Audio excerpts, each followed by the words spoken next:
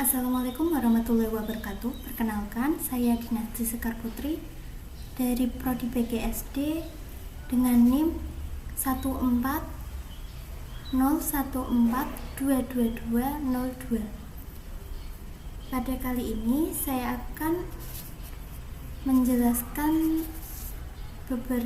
menjawab dan menjelaskan dari beberapa soal untuk menjawab UTS PAI. Pertanyaan nomor 1.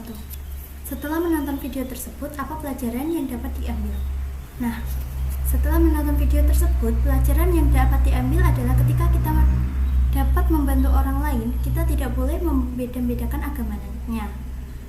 Bahkan bukan hanya agamanya, kita juga tidak boleh membeda-bedakan orang berdasarkan suku, ras, budaya, bangsa, dan lain sebagainya.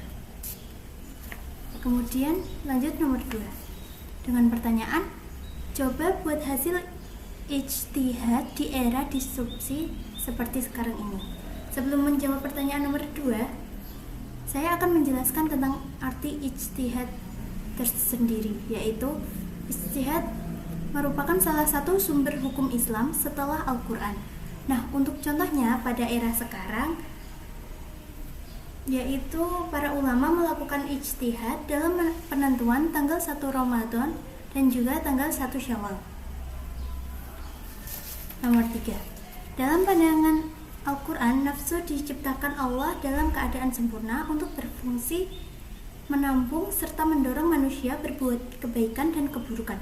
Oleh sebab itu, sisi dalam manusia ini harus mendapatkan perhatian yang lebih besar dibanding sisi fisiknya. Hal ini sebagaimana firman Allah dalam surat Al-Asyams ayat 7 dan 8 yang berbunyi, demi nafs serta penyempurnaan ciptaan, Allah mengilhamkan kepadanya kefasikan dan ketakwaan.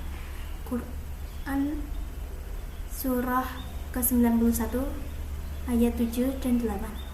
Menurut Anda, apakah nafsu harus dibesarkan atau dikecilkan peranannya, atau sebaliknya?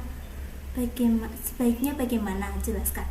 Nah, menurut saya, nafsu dibesarkan dan dikecilkan peranannya tergantung dengan jenis nafsu tersebut. Seperti nafsu amarah, nafsu lawamah, dan nafsu mulhamah harus dikalahkan karena ketiga nafsu tersebut masih jauh dari panggilan Allah. Sedangkan nafsu mutmainah, radiyah, dan mardiyah serta nafsu kamilah harus dibesarkan karena nafsu tersebut termasuk dalam panggilan Allah, yaitu Quran surah Al-Fajr ayat 27 sampai ayat 30. Kemudian lanjut nomor 4. Dalam surah An-Nisa, yaitu surah ketiga, disebutkan, dan jika kamu khawatir tidak akan mampu berlaku adil terhadap hak-hak perempuan yatim bila mana kamu menikahnya, maka nikahilah perempuan lain yang kamu senangi, 2, 3, atau 4. Tetapi jika kamu khawatir tidak mampu berlaku adil, maka nikahilah seorang saja, atau hamba sahaya perempuan yang kamu miliki. Yang demikian itu lebih dekat agar kamu tidak berbuat zalim. Ayat ini menceritakan dua pilihan dalam menikahi wanita, yaitu poligami atau monogami.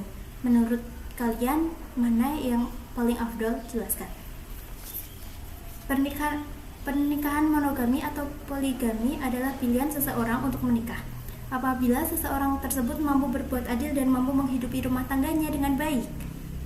Maka dan dengan baik serta ia mendapat restu orang tua dan istrinya, maka ia diperbolehkan untuk melakukan pernikahan poligami.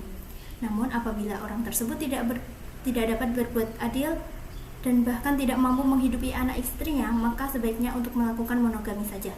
Seperti zaman sekarang, banyak orang yang melakukan pernikahan, tapi dengan mudahnya ia ingin poligami, padahal pada anak istrinya saja belum bisa dipenuhi kewajibannya sebagai seorang kepala keluarga. Jadi menurut saya lebih baik menurut saya yang paling afdol dari pernikahan monogami atau poligami adalah monogami, karena di dalam pernikahan monogami, seorang suami atau kepala keluarga lebih bisa berfokus dan berlaku adil untuk mengurusi rumah tangganya. Dan terakhir yaitu nomor 5, dengan pertanyaan, berbakti kepada orang tua wajib hukumnya. Namun jika keduanya menyuruh kamu untuk berbuat yang melanggar syariat, bagaimana solusinya? Nah, solusi dari permasalahan tersebut, jika orang tua menyuruh kita untuk berbuat yang melanggar syariat, maka kita harus dengan tegas menolaknya, meskipun itu adalah sebuah perintah atau permintaan dari orang tua kita. Kita diperbolehkan untuk menolak dengan tegas, baik itu perintah atau permintaan dari orang tua kita, apabila perintah atau permintaan tersebut melanggar syariat agama. Demikian dari saya. Wabillahi taufiq wal hidayah. Wassalamualaikum warahmatullahi wabarakatuh.